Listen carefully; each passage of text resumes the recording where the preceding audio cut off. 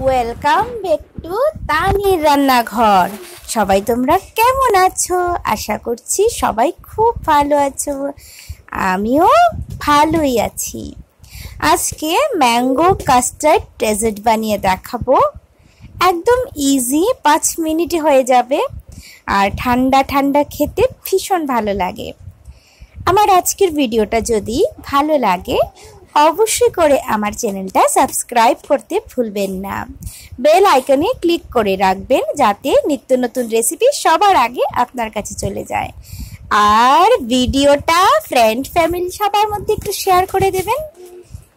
তো চলুন আমরা ইজি ম্যাঙ্গো কাস্টার্ড ডেজার্ট বানাতে চলে যাই।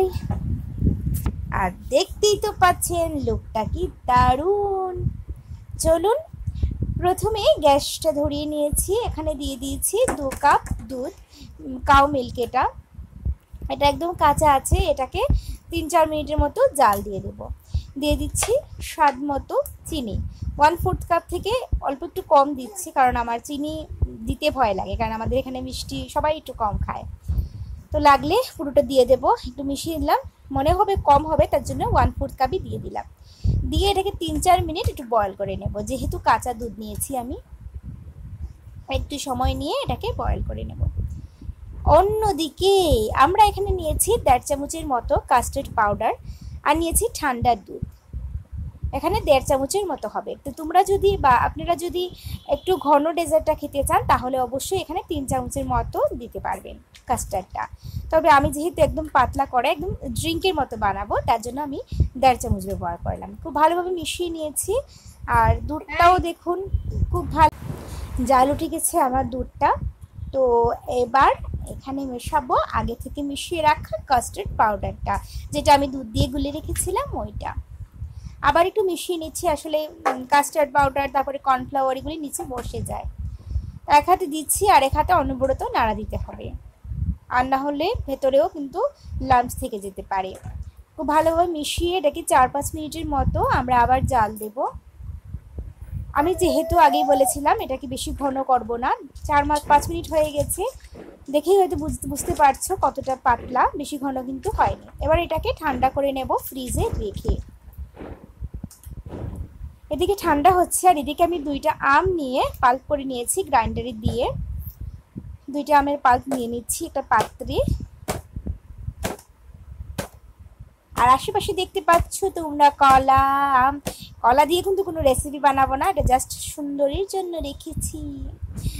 তো সব কিছু গ্রাইন্ডারটা ভালোভাবে তার মাথাটা মুছে আমি ম্যাঙ্গো পাল্পটা নিয়ে নিচ্ছি। এবার আমার এদিকে কাস্টার্ডের যে মিশ্রণ এটাও রেডি, একদম ঠান্ডা, কিন্তু ঠান্ডা অবস্থায় মেশাতে হবে। এবার দিয়ে দিচ্ছি আমি ম্যাঙ্গো পাল্পের সাথে, দিয়ে খুব ভালোভাবে মিশিয়ে নেব। আর এটা সবসময় একদম ঠান্ডা করে তারপরে খাবেন, মানে সার্ভ যখন করবেন অবশ্যই ঠান্ডা ঠান্ডা দেবেন, তাহলে যে খাবে তার তো স্বর্গের মতো একটা ফিলিংস আসবে। এবার এটাকে মেশাতে হবে খুব ভালোভাবে। আপনারা চাইলে উইস্কের সাহায্যেও মেশাতে পারেন। ও পুচি, এত কাঁদছো কেন তুমি?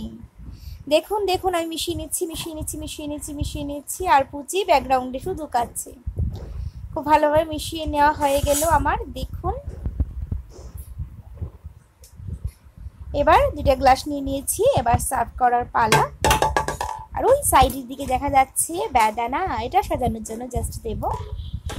দেখুন আমি সার্ভ করে নিচ্ছি। কোনো অতিথি আসলে ঝটপট এটা বানিয়ে দিয়ে দিতে পারেন 5 মিনিটে, আর খেয়ে আপনার উপরে ফিদা হয়ে যাবে। এত টেস্টি। এলাচের ফ্লেভার দিইনি, আপনারা চাইলে দিতে পারেন, কারণ এখানে ভ্যানিলা ফ্লেভারের যে কাস্টার্ড পাউডারটা দিয়েছি এটার আলাদা একটা ফ্লেভার আছে।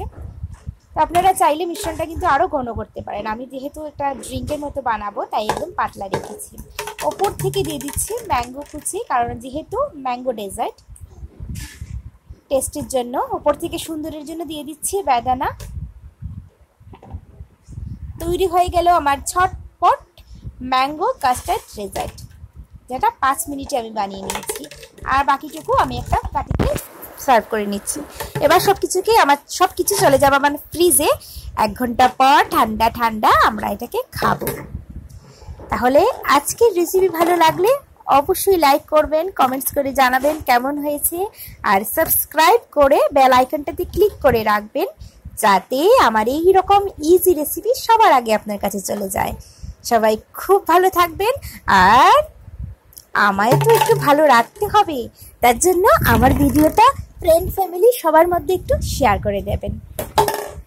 দেখুন আমি বেদানা দিয়ে সাজিয়ে নিয়েছি, তো তৈরি হয়ে গেল আমার ঠান্ডা ঠান্ডা ডেজার্ট।